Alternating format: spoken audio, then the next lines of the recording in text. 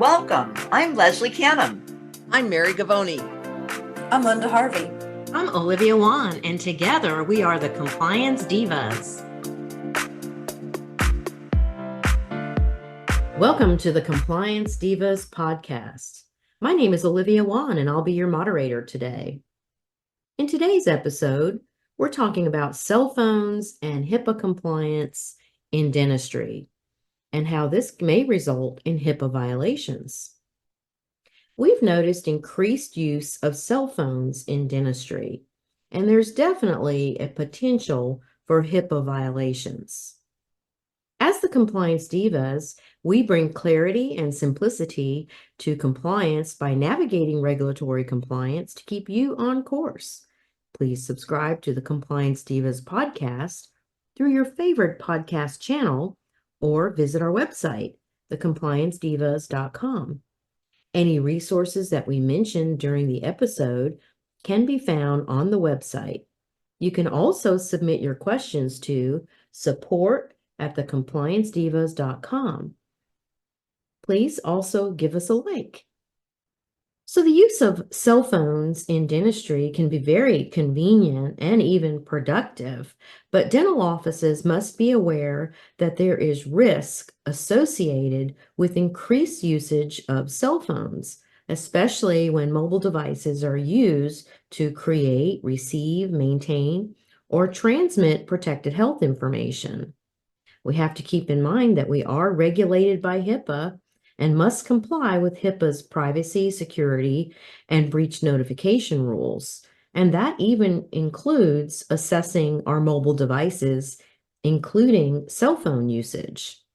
So we'd like to get the divas involved in some conversation about usage of cell phones in dental practices. And I'd love to start with our diva, Mary. Mary, can you talk to us a bit about why are dental offices even using cell phones in the first place in the dental office? Mary. Thanks, Olivia. I think the number one reason that they're using them is convenience. It's quick, it's easy to scan a photo of a patient and send it to the dental lab. It's quick to send a text, perhaps to another provider or to the patient. There are so many uses of texting and emailing and so forth on these mobile devices that it just saves a lot of time, and they may not have the capability to do some of those things from their workstation in the office, or they may not even be in the office. It may be from home. Someone calls the doctor in the evening and they maybe have a toothache, and in some cases the doctors may ask the patient to take a picture of their tooth and or an area of swelling or something and send it to the doctor.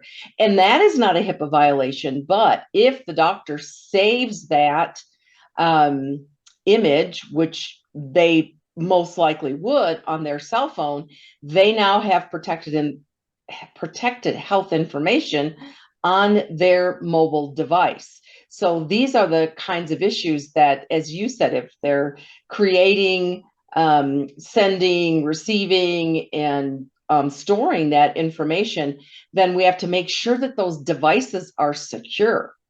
So the first thing that a practice needs to do is decide whether they're going to use mobile devices to access, receive, transmit, or store patients' health information. And if they do, they need to develop a policy for what kind of situations those will be used for, and understand what the risks are to the organization. Because if that cell phone or that mobile device was stolen or lost, and that information was accessible to someone who was able to get into that phone, then that is a HIPAA violation that can have some pretty serious consequences to a practice.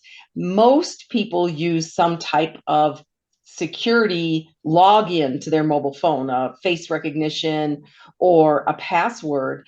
But what we're finding more and more is that those can be broken in some cases. They can be hacked. Someone can get at that information that's stored. So I think a practice needs to really sit down and consider what all the risks are and decide if this is worth the convenience, or do they need to use another method of communication. That's great info, Mary. And obviously, this needs to be part of our HIPAA security risk assessment. So people are using cell phones. I know we're not comfortable with that. Anytime we see team members using their personal cell phones to communicate with patients, to us, it puts up that flag and there's risk. Because why is that not done through a practice-owned device? Now, in our legal software, we can text right from within our practice management program, and it works beautifully because it's encrypted, it's part of the case notes, it's all together. But my understanding is with a lot of the practice management programs in dentistry, we don't have that as an option. So we really need to figure out, as you mentioned, will team members be using it, and are they using their own devices? Because that certainly can elevate risk. Would you agree, Mary? I would totally agree. I cringe, just as you said, every time I see the individual team members using their own devices. I always recommend that the practice have a dedicated device for using that if that's what they're going to do. And you're so right. And I think we may see that in the future, that the practice management software platforms will include the ability to send secure messages, texting, and so forth. But some of the other communication programs that people use for practices, use for confirming appointments and so forth, do allow texting right from the computer, just like you described for your law practice. But because it involves another subscription, many times people are hesitant to use it. But there is that capability. Right. But Mary, I like to remind people that the subscription fee is always cheaper than the violation and penalty and having to deal with it, or having to pay a lawyer. So this last year, I've represented several dentists in actions that involved HIPAA violations over cell phone use because of photos. So there's a lot of picture taking going on in dental offices, whether they're taking a shade, they're taking a picture of the before and after. But I want to remind people that full face photos are actually one of the 18 core identifiers. And so if we're compiling that information, it would have to be protected. So this is definitely an area that is wide open for potential HIPAA violations. So I'd love to interview Linda Harvey at this point and inquire of you about, what kind of risk management strategy can we have in place, whether people are using personal devices or they're prohibited to use personal devices and they have a practice issued cell phone. But what are some things that dental offices can keep in mind, Linda? Olivia, that's a good question. As I begin to address that, I first want to say that I agree with you and Mary. I think dental practices, the team members and the doctors are using their personal phones more than any of us are comfortable with. And they seem to be comfortable sitting in that gray zone, kind of thinking they're not quite violating HIPAA, but not sure where they really sit. And they're quite comfortable in that gray zone. And that makes me uncomfortable because you never know what issue could arise. As you said, it's much cheaper to pay the cost of a subscription than it is a fine. And in addition to thinking about the full face photographs being an element of protected health information and covered under the federal law, there's another section in that same list of identifiers that addresses other comparable images, numbers, and codes, anything that we can assign to the patient. Even if we assign, instead of Linda Harvey, now I'm code patient number 2795, that 2795 is a piece of protected information. So and it seems vague, and I think the law is written so broadly to begin to address all the different areas that have evolved in technology. I don't know about you all, but I have some offices that have told me that some of the companies that they're working with have advised the office to take pictures with those new Apple phones because they have a better camera than the office camera does. So you're having folks advise them to be non-compliant.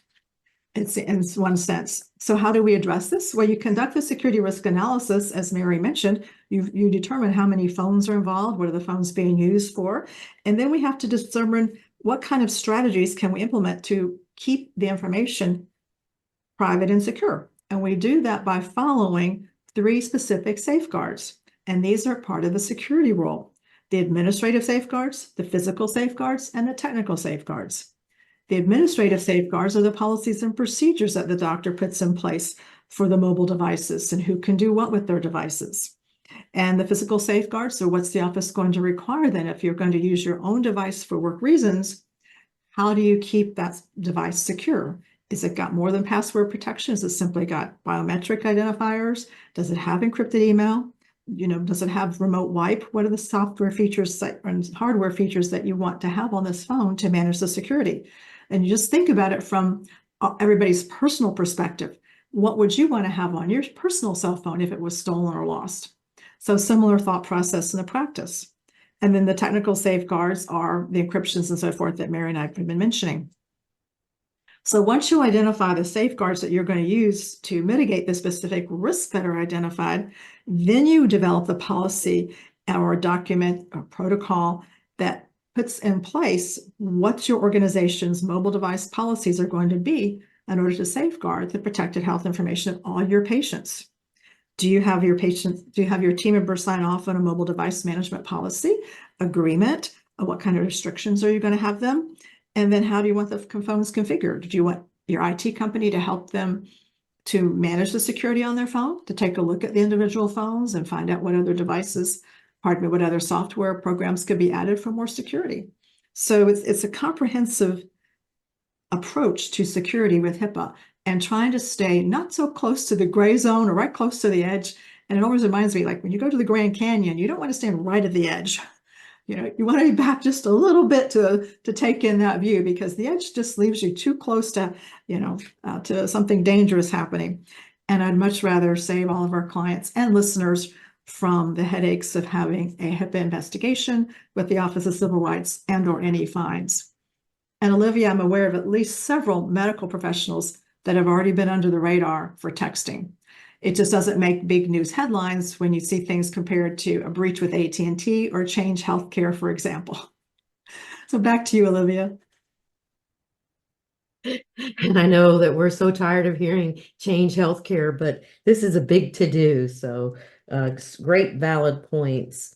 And what folks may not realize is that a text could be sent to the wrong number, or maybe it's a different family member than that we're texting, not the correct patient. So there's so many things that could go wrong in using mobile devices. And you're right, Linda, in the medical world, doctors are texting so much because it's easy and convenient to communicate with their staff while they're at the hospital.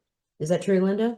It is entirely true. Working in the medical world myself, especially with ambulatory surgery centers, one of the benefits of quick communication is having your phone on you in the OR, the operating room of all places. Now, typically you don't find the surgeon texting, but you'll find that the charge nurse might be the one who's got time to text us. She's checking on the cases or giving somebody up front an update on the cases. So it's interesting to see, how it's all playing out. And it's just important that we all take the safe road. And I want to tell you that oftentimes I'm asked by a doctor, how can they successfully use a free app like WhatsApp? Because WhatsApp is supposedly encrypted or secure, but it's not HIPAA compliant. And so they want me to show them how to be in the gray zone. I'm chuckling because it's not a comfortable place to be. I don't want somebody to come back later and say, I got this breach or I got in trouble with the patient and you told me how to do this. So there's an attachment there, but to be careful because while those programs are great and have lots of value to them for certain things, there's no real good way to communicate with our team members about patients unless we're using a HIPAA secure encrypted app with a HIPAA compliant program where you can get a business associate agreement with that group.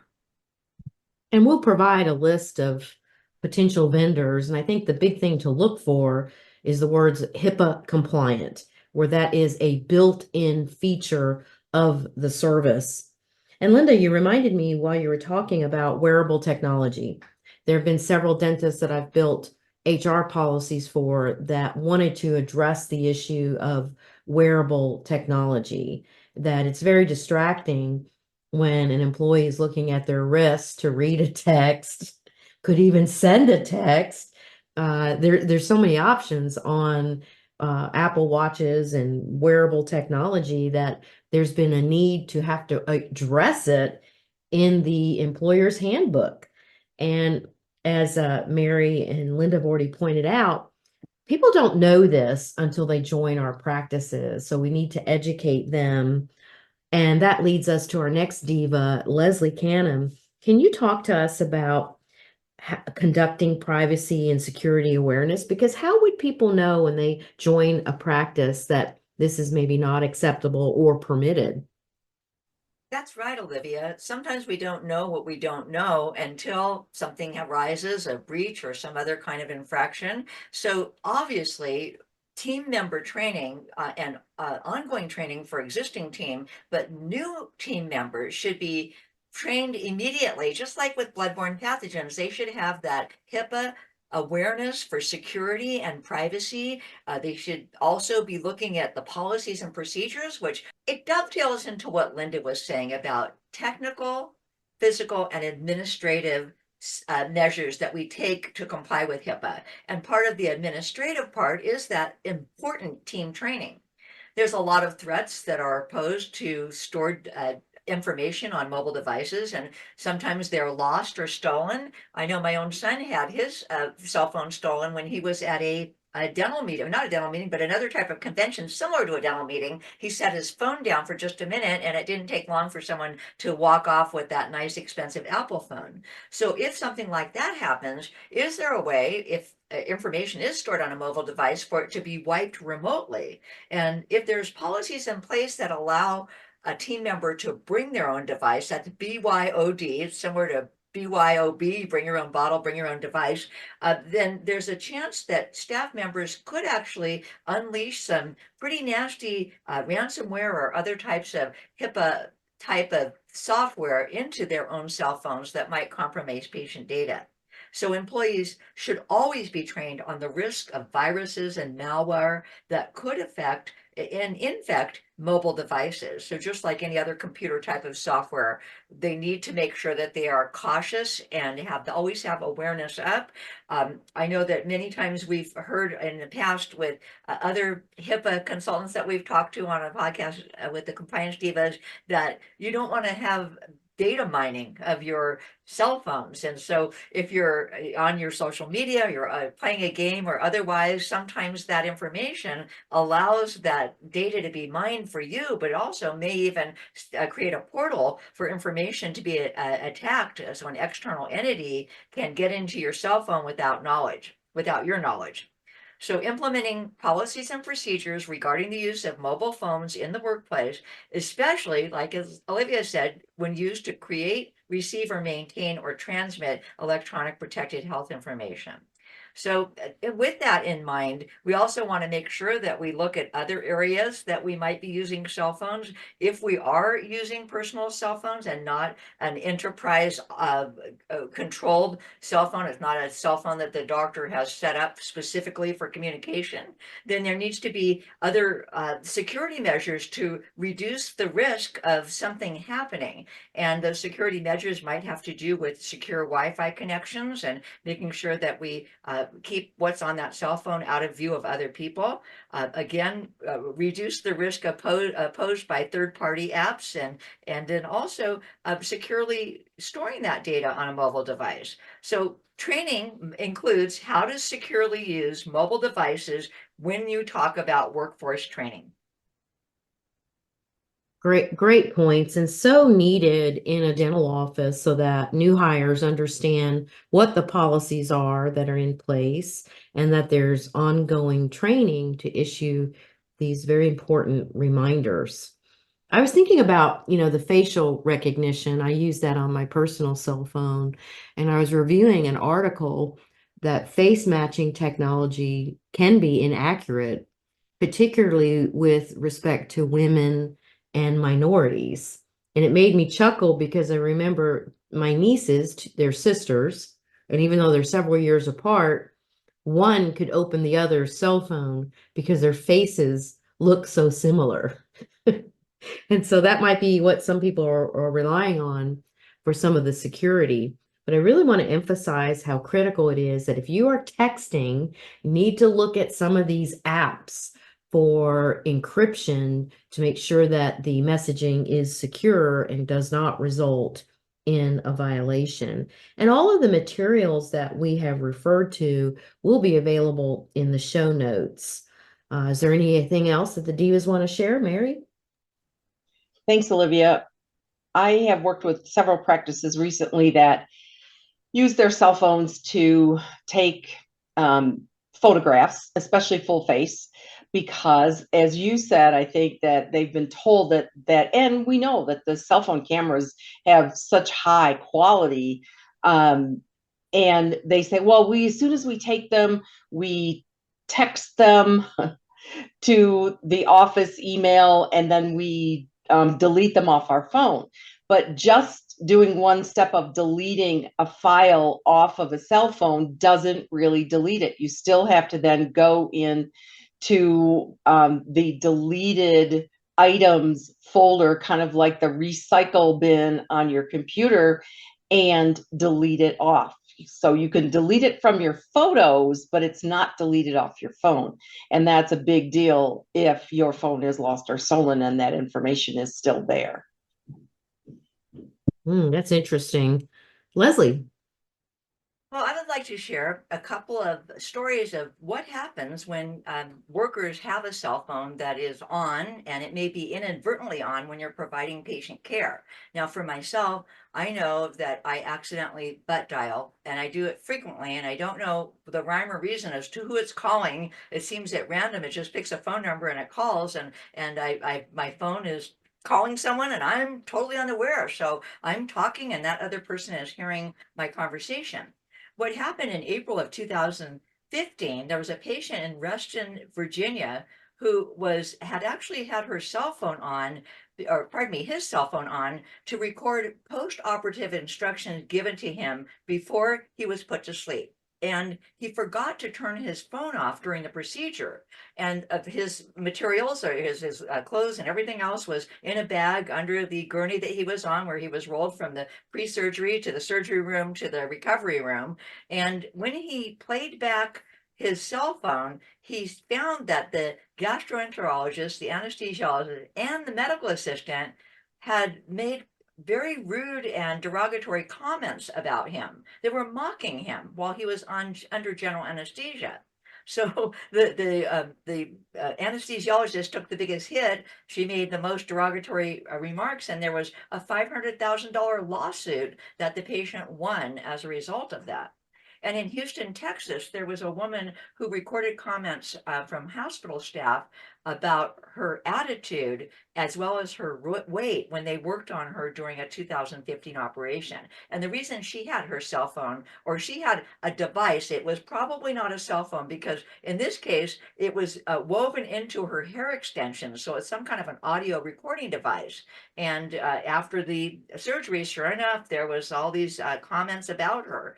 Now, in playing that back to how that works with a cell phone, not only do cell phones have magnificent cameras, but they have extraordinary recording devices, and they have microphones that can pick up conversations that you wouldn't think they would be able to hear. So I'd like dental offices to also keep in mind from a HIPAA and privacy and security standpoint that if your team is wearing their cell phone on their body, that could possibly dial, like a butt dial, they don't know it, and that information is being sent out, whatever conversations they're having with the patient. Mary. That is such great information, Leslie. And the other thing to remember, especially with respect to like images, there's also all kinds of metadata that's linked to those images. So someone may say, oh, you can't identify who that person is, but that metadata actually can be traced back to that healthcare provider or to that employee. So it's not as simple as we think it is. So true, Mary. Linda, what are your thoughts? Beautifully said, Mary. It's not as simple as we think it is. So I would just like to remind our listeners that we need to have apps that are not only HIPAA compliant and state they're HIPAA compliant, as you mentioned, Olivia, but to be able to get that business associate agreement in place. Security, being secure and being HIPAA compliant are two entirely different things under the federal law when it comes respect to following HIPAA privacy and security rules. And my favorite program right now is Oral, AWREL. It's pronounced like oral. It's a great little program. It's not very expensive. You can upload documents. You can invite other doctors there, other team members. So when you are sending encrypted information from one provider to another, which is required, it's mandatory, it's not optional, that you are able to invite them to this portal if you like, and they don't see each other's patients' information, only what you send them, and that's one secure thread. And I like that, and the fact that sometimes my clients will say, we try to send it encrypted to other offices and they complain. They say they can't open it, they have trouble, they just want us to send a regular email. And I tell them that we're not allowed to do that. So this is going to be a great I'm going to call it a workaround, but it's not. It's a compliant workaround because it's easier than some of the email encryption programs. And I think it's safer than using Gmail. And Olivia, talking about safety, I want to share a story that I was made aware of several years ago in Divas. You may have heard of it too. Just speaking of having your cell phone on you in a dental practice, there was a hygienist that had her cell phone in her scrub jacket pocket and it was on vibrate.